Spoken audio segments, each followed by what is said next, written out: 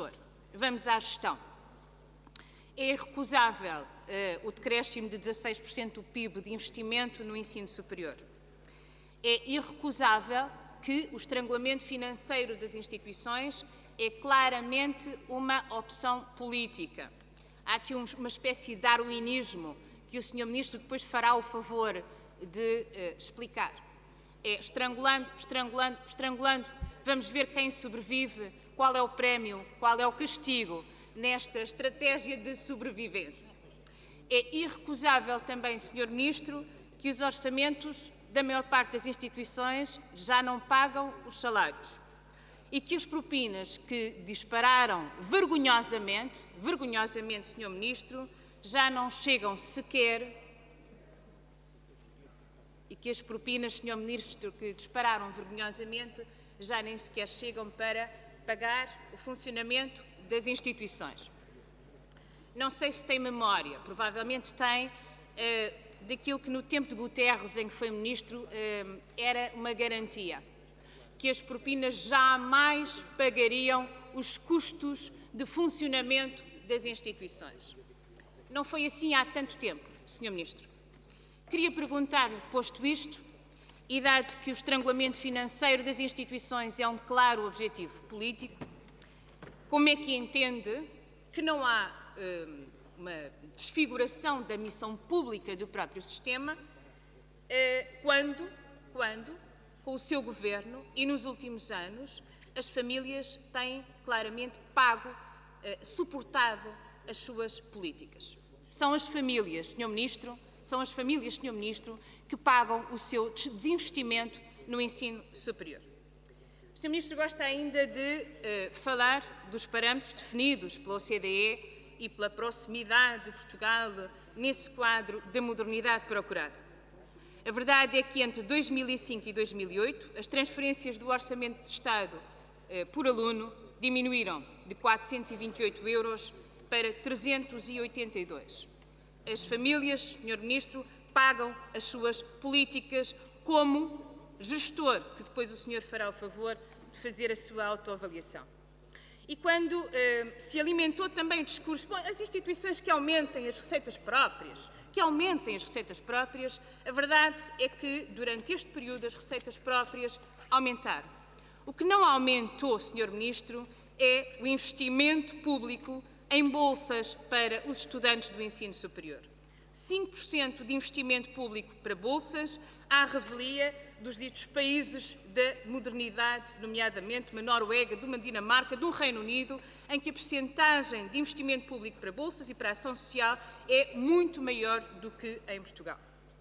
Mas não me recordo se na altura o Sr. Ministro distribuiu a alguns Magalhães, mas recordo-me que apresentou há algum tempo com o Sr. Primeiro-Ministro que a hipótese de 200 a 300 mil, uns números muito grandiosos para a concessão de empréstimos aos estudantes de ensino superior. Os números eram muito significativos e muito expressivos, Sr. Ministro. 200 mil, 300 mil, eram assim uns números muito gordos, com spread, enfim, acima daquilo que era previsível conceder-se aos alunos, mas o anúncio era de que esta era uma estratégia fundamental da sua aposta de apoio aos estudantes, de desenvolvimento da componente social das suas políticas. Quais são, Sr. Ministro, o número de alunos que recorreram a estes seus fabulosos empréstimos? E porquê é que teima em não mexer naquela que é a questão fundamental, que é a ação social? A ação social em que o Sr. Ministro tem na sua mão tudo o que é necessário para alterar.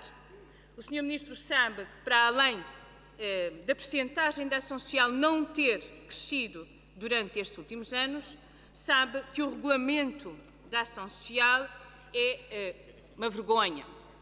É um regulamento cheio de arbitrariedades, as normas são definidas quadro a quadro, há situações absurdas e escandalosas em que dois irmãos oriundos do mesmo quadro familiar, em instituições diferentes, um pode ter bolsa, o outro pode não ter bolsa.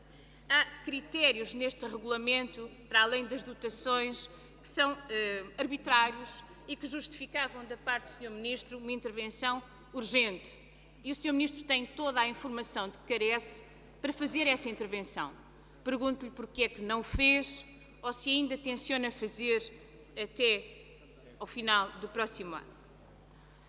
Há ainda, recordando o ar agastado, como que dizia no início, enfim, vamos lá falar do ensino superior. O senhor Ministro talvez possa aqui ainda hoje prestar contas sobre a leitura que faz da sua relação com a autonomia das instituições constitucionalmente consagrada. Eu gostaria, se possível, que nos explicasse a intervenção dos controladores financeiros encomendados para a fiscalização das instituições que foram financeiramente estranguladas pelo seu Ministério. Qual é o papel destes controladores? Como é que enquadra estes controladores financeiros na autonomia?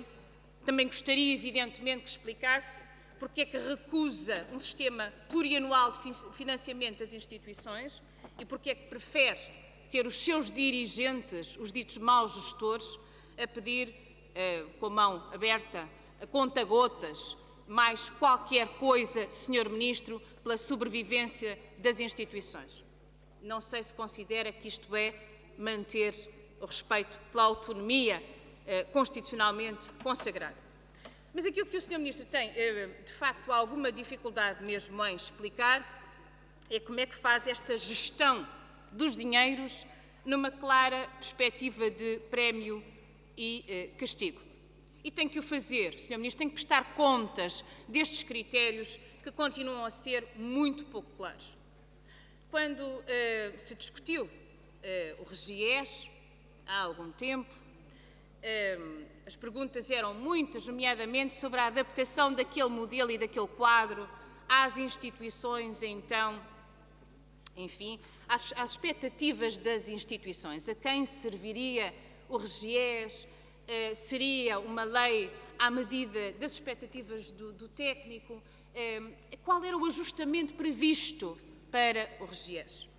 Bom, enfim, e quando se perguntava ao Sr. Ministro na altura, bom, este enquadramento vai provocar uma hierarquia entre as instituições, vai criar instituições de primeira, segunda e terceira. O Sr. Ministro dizia, nem pensar nisso, mas isso é um disparate. Isso é, como é que é, Sr. Ministro, isso é uma coisa reacionária. Isso é um raciocínio reacionário da vossa parte, porque o RGES não vai fazer nada disso. Não vai criar fraturas e divisões entre instituições de primeira, segunda e terceira. Isso é mentira. Verdade, Sr. Ministro, que está na hora de esclarecer, do seu ponto de vista, quais são as instituições de primeira, segunda e terceira. Porque é difícil perceber porque é que as maiores universidades públicas do país receberam um aumento nominal de 2%, e outras instituições, como Aveiro ou Isqueté, receberam muito mais, Sr. Ministro. Está por explicar o que é que vai fazer, Sr. Ministro, com o dito orçamento competitivo.